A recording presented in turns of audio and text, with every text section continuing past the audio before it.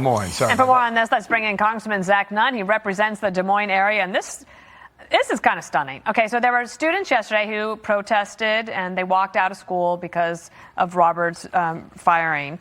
Byron York has this op-ed in the Washington Examiner, and he says, Iowa's stunning, embarrassing immigration mess. All this raises questions about why board members knew so little about their superintendent. And apparently they're blaming the search firm completely, and they were just saying, like, we had no idea. What do you think? Yeah, Jaya, I think that we have been on the front edge of making sure there's transparency, not just for Iowans, for the families, for the school members, but for the entire country on how in the world does this happen. So let me say two things off the bat. Iowa still has some of the best schools in the entire country, and it's something that we're proud of. We also know that both law enforcement locally and ICE were justified in detaining Roberts. Here's what we were able to find out almost immediately from my inquiries with DOJ, DHS, and ICE. He was not in the country illegally. He had a removal order. He is not a U.S. citizen. We were able to then ascertain that his PhD may have been in question, that he had his board license removed by the state of Iowa, and yet still the Des Moines Public Schools could not fire him. He actually resigned.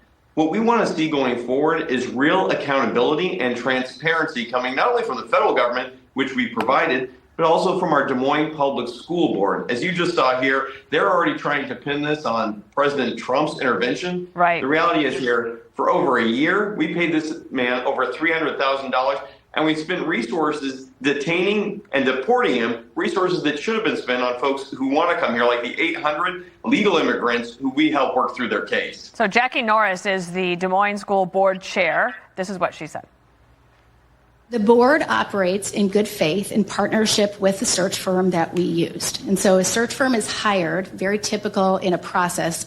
The board contracts with a search firm, and the search firm is given a set of parameters for what we're looking for in a superintendent. We go through the interview process, and then they in turn work with a third party to do all of the vetting. There was nothing in the information that was given to us to allude to any question about his citizenship. So first of all, that sounds like a big waste of taxpayer dollars. But also, she said that it was a very difficult decision on whether they should fire him.